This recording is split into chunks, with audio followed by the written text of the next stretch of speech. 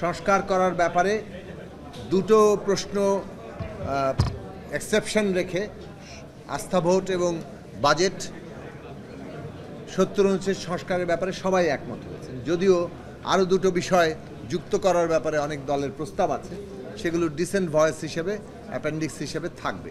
ভিন্ন মত হিসেবে জাতীয় সনদে ওইটা আলাদা করে যুক্ত করা থাকবে। সেইভাবে একইভাবে স্থায়ী কমিটির বিষয়েও সিদ্ধান্ত হয়েছে যে সংসদে যে আসন অনুপাতে ভাগ হবে, বিরোধী দল সে অনুযায়ী সভাপতির পদ পাবে।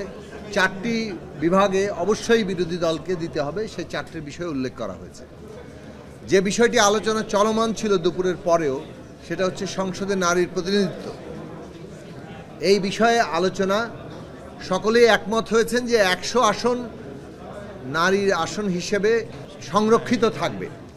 সাধারণ আসনের বাইরেও 100 আসন নারীর প্রতিনিধিত্ব আকারে সংরক্ষিত থাকবে।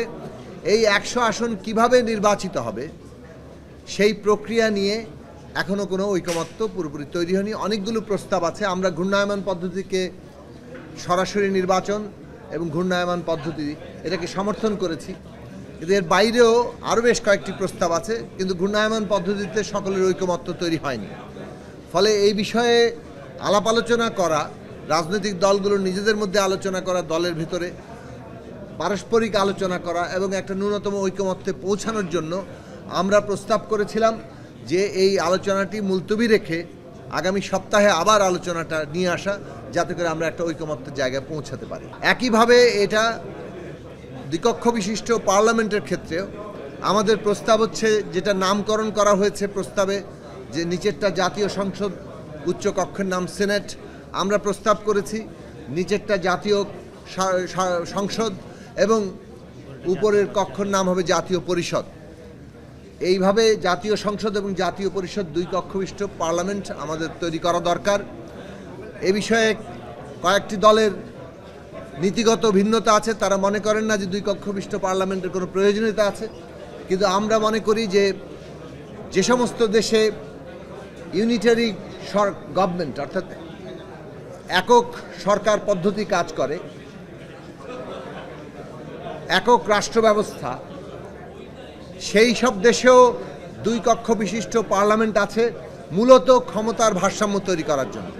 বাংলাদেশের ইতিহাসে এ পর্যন্ত আমরা যেটা দেখেছি যে ক্ষমতার যে এককেন্দ্রিকতা এবং সমস্ত কিছু এক ব্যক্তির হাতে কেন্দ্রীভূত হয়ে গেছিল, সেটাই আমাদের রাষ্ট্রের গণতান্ত্রিক চর্চার ক্ষেত্রে সবচেয়ে বড় বাধা ছিল। কাজেই ক্ষমতার ভারসাম্য সৃষ্টি করা, তার মধ্যে দিয়ে জবাবদিহি নিশ্চিত করা, এটাই আমাদের মূল লক্ষ্য। কাজেই সেই দিক থেকে এই 2 কক্ষ বিশিষ্ট পার্লামেন্ট ক্ষমতার ভারসাম্য তৈরি করবে এবং সে কারণে 2 কক্ষের মধ্যে ক্ষমতার ভারসাম্য, যেটা নিয়ে এখনও পুরোপুরি আলোচনা হয়নি, সেই আলোচনাটা সামনে আমাদের করতে হবে। তো এই বিষয়েও যাতে আমরা আপাতত দলগুলোর ভেতরে আরও ঐকমত্য তৈরি করতে পারি, সে কারণে মুলতবি করে এটা আলোচনা সামনে আবার করা হবে। আপনারা শুনেছেন যে আমরা আমাদের অবস্থান বলেছি যে বিশেষত প্রধান বিচারপতি নিয়োগের ক্ষেত্রে মূলত বিচারক নিয়োগের নীতিমালা কিভাবে তৈরি হচ্ছে, যেহেতু আমাদের বিদ্যমান সংবিধান এবং বিভিন্ন কমিশন প্রস্তাব আছে রাষ্ট্রপতি প্রধান বিচারপতি নিয়োগ দেবেন, কিন্তু কি পদ্ধতিতে দেবেন সেটা আসলে সাধারণভাবে বিচারক কিভাবে নিয়োগ হচ্ছে তার পদ্ধতির সাথে সম্পর্কিত। কেননা তলা থেকে যদি দলীয়করণের কোনো সুযোগ থাকে, উপরে এসে দলীয়করণ ঠেকানো খুব মুশকিল হয়। যদি তলা থেকে দলীয়করণ ঠেকানো যায়, তাহলে সেই ক্ষেত্রে আমরা আমাদের প্রস্তাবের জায়গাটা, তারা যে প্রস্তাব করেছেন যে রাষ্ট্রপতি জ্যেষ্ঠতম 2 জনের মধ্যে থেকে নেবেন, তখন সেইটাকে আপিল বিভাগের জ্যেষ্ঠতম 2 জনের মধ্যে থেকে নেবেন, তখন সেইটাকে আসলে গ্রহণ করা যেতে পারে যদি তলা থেকে আমাদের বিচারক নিয়োগের নীতিমালা এখানে তৈরি হয়। যে প্রস্তাব তারা ইতিমধ্যে আছে, কিন্তু সেটা আজকে আলোচিত হয়নি। আমরা এই সমন্বিত আলোচনার উপর নির্ভর করেই বিচার বিভাগের স্বাধীনতার প্রশ্নটিকে আগামী দিনে সুস্পষ্ট করার পক্ষে। তো মোটামুটি এই রকম বিষয়গুলো নিয়ে আজকে আলোচনা হয়েছে। আগামীকালও আলোচনা হবে এবং আগামীকাল শুরুতে এই প্রধান বিচারপতি নিয়োগের প্রশ্নটি আলোচনা করা হবে, এটাও এখন চূড়ান্ত সিদ্ধান্ত হয়নি।